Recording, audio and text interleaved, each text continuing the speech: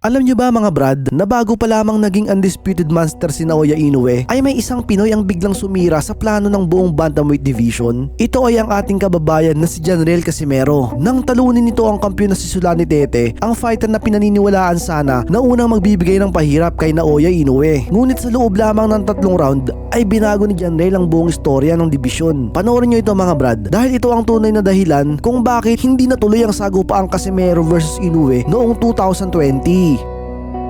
September 30, 2019. Ito ang laban na nagbabago sa tingin ng mundo kay Casimero at dahilan kung bakit lalong naging delikado ang laban sana nila ni Inoue. Bago ang laban ay halos lahat ng mga boxing analyst ay nakapabor sa African fighter na si Tete, sapagkat si Tete noon ay isang reigning WBO bantamweight champion, 6 na taong undefeated at merong 12 sunod-sunod na panalo. Heavy underdog din dito si Casimero mga brad, sa odd na plus 225 para kay Casimero at minus 300 naman para kay Tete. Kaya naman kakaunti lamang ang naniniwala kay Casimero. Sa mata ng mga eksperto, isa lamang itong ordinaryong challenger na harap sa isang kampyon na tila ba imposibleng talunin. Si Tete ay may height na 5'9", samantalang si Casimero ay meron lamang height na 5'4" at 8 inches na reach advantage para kay Tete. Kaya naman bukang bibig ng mga boxing analyst na mahihirapan makapasok sa perimeter ni Tete si Casimero. Hindi lang heavy underdog mga brad, di hamak na sobrang liit ni Casimero kumpara kay Tete na tila ba isang maliit na pandurog na susubok wasakin ang isang tore. Ito pa ang matindi dito mga brad, hindi pa man nag-uumpisa ang laban ni Casimero at ni Tete ay kasado na ang unification fight sa pagitan ni Tete at Inoue na tila ba nais nilang palabasin na isang bonus fight lamang si Casimero at nakapokus na sila sa unification fight para kay Inoue. Subalit sa pagsapit ng mismong laban ay ito ang nangyari mga brad. Tumagal lamang ng 3 rounds ang laban, hindi close decision, hindi lucky knockdown, kundi isang brutal na knockout. Narito at balikan natin ang highlights ng sagupaang ito at saksihan natin kung paanong ginulat ni Casimero ang buong boxing world at ituring itong isa sa pinakadelikadong fighter sa bantamweight division. Ngunit bago tayo magpatuloy ay inaanyayahan kitang mag-subscribe at pindutin ang notification bell upang palagi kang ma-notify sa mga bago nating video.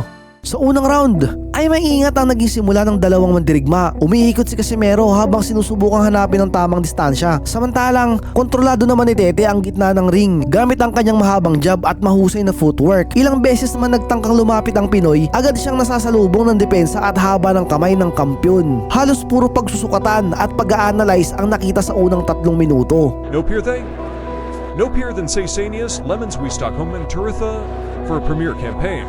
Mundil in a lay, Peso Super Moscow, in a Gadio to Minister, True Fondo Kamalevamos, Delelo, Dila, Hrithi, Messes, and a Q Bolsa Q Hannibal Q.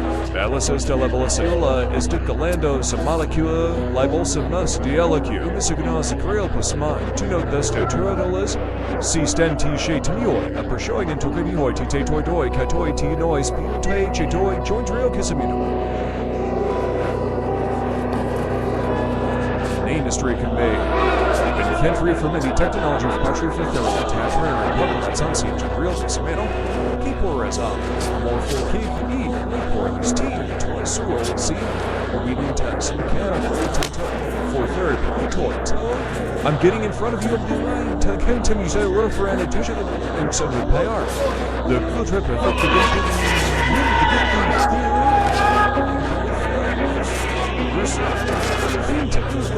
Friday new safe scene does frontal use office doke impression god who are present as the flint in the they in their do as for el pretty sure African legally pesto so and just to from passes in the permanent salto fully 1,000 down in real thousand now so now they 3,000 3,000 and 3,000 and 3,000 and 3,000 and then person is with a 3,000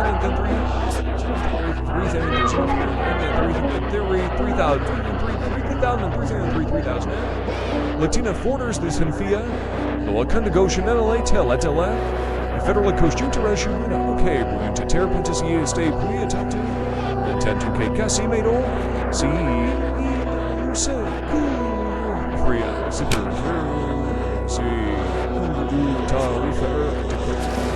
Sugar, Dino Shoe, Mia Shoe, and Dekus Legata, Defog, Dedi, Groschen, Shdu, is the Telemann Tennis Store Premier as Altos in 10-time boner, Sudamini Oil Campaign, Abusando, the Simbarkadula Kaduna, Ignesa, Al Kent, take a Tana Kanasamana, the Rich Arcus carrying Jen.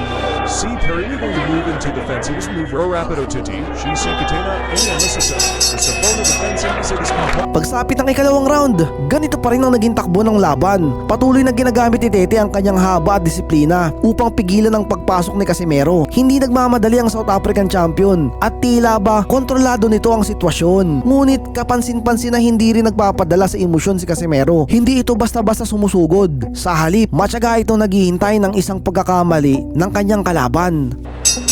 Ana de Teles, Toporov, Katerin, Kaylee's down to Soto.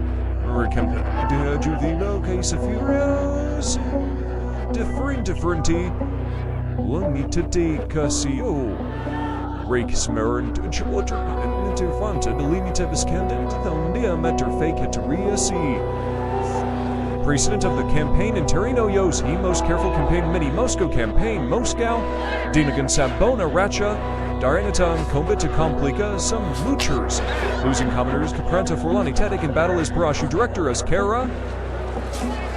There is the opposition in the Thursday Ternan the Royal, patron and Terino Racha the moment of Starlafino Uno Valrata. Cal Filipino Liberaco Star Mucho Super Resimo Bor.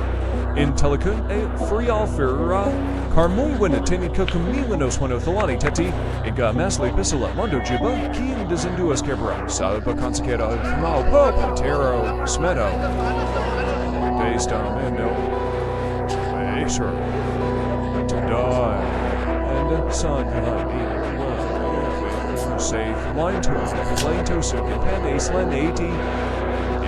Sigia, Sujo, Ainatoru, Sakira, Siak on the Central for the later, and no separate to Pita, Savic in no moment to Tinakita Loco, and Boscador, Pukile, Filipina K Street, Tremin, and Rapido Kakwanta, the Manga Scene Central Spectativa, Maga and Senya, per no salon, the Londrama School, the whole case, Kwandu Kazimura Baya, Sheshi, Abrathani, Mubasi Mershevska, Lipira, Sasi, Butera, Casimiro, they'll say.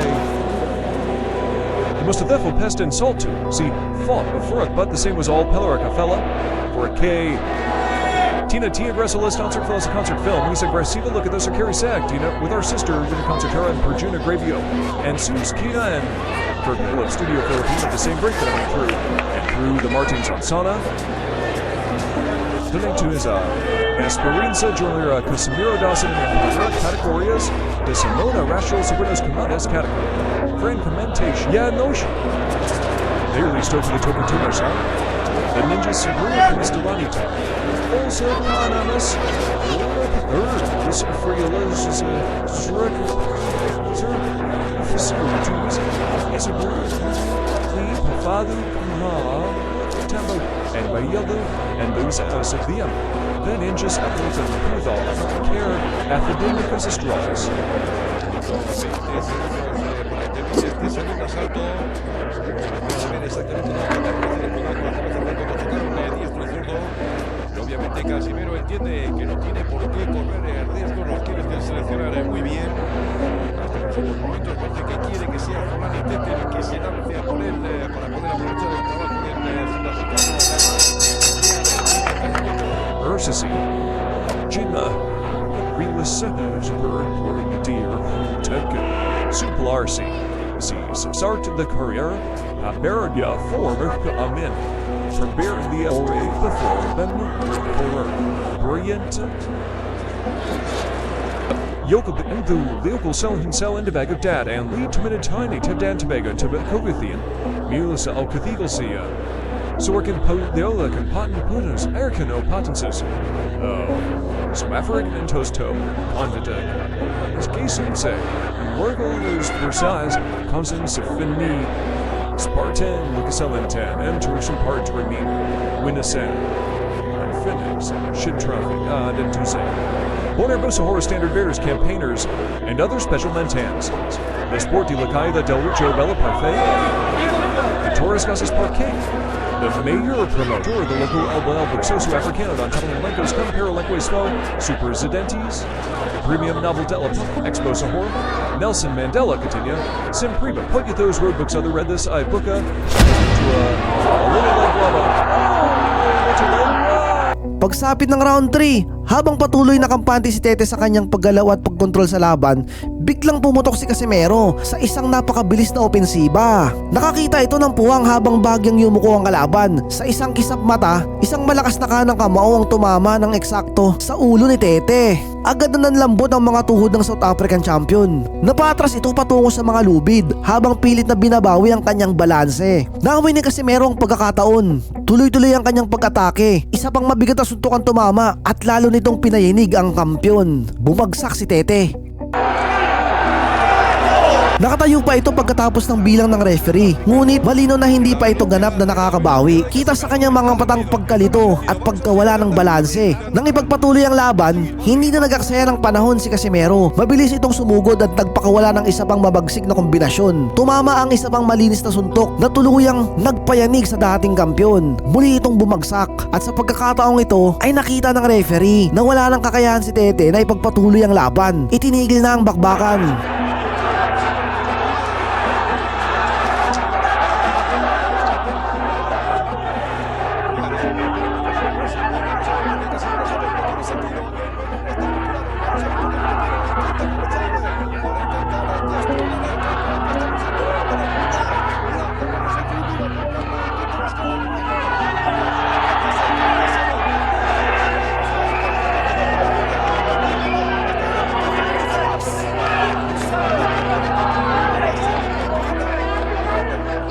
So let me take a political noir relical thread, a political star, Masajanata Rio, Ikeda Umi. Oh, a Muzero Philippine. Look at his. Yeah, we're better.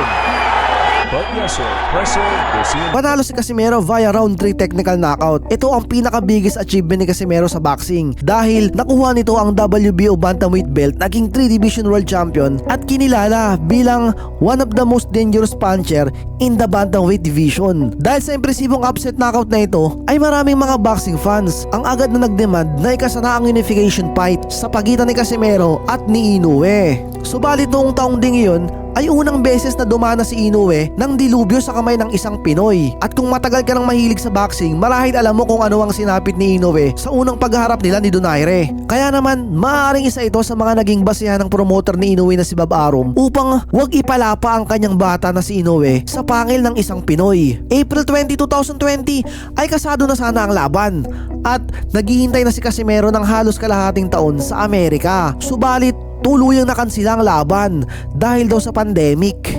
Ito pa ang matindi dito mga brad. October 31, 2020, parehong taon, kasagsagan pa rin ng pandemic, ay biglang naganap ang laban ni Inoue at Jason Moloney sa Amerika. So bali, tinabla si Casimero at pinili si Moloney. Kaya naman para sa aking opinion ay hindi pandemic ang tunay na dahilan ng pag-iwas ni Inoue kay Casimero.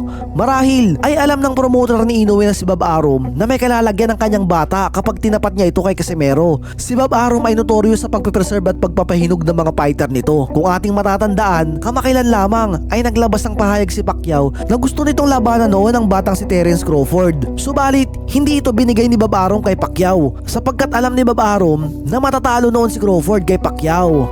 There's no disgrace Pacquiao not fighting Crawford. Pacquiao is not competitive with him. He's a great fighter still, but he's not competitive. Kaya kayo na ang humusga mga brad. Ano sa tingin nyo ang tunay na dahilan ng pagkansila ng laban ni Casimero at Inoue? Kung sakaling mabibigyan ng pagkakataon ngayon, ay kaya pa bang tapatan ni Casimero ang bilis ni Inoue? O tuluyan ng pahihirapan si Casimero ng stamina dahil sa edad nito? Ano sa tingin nyo?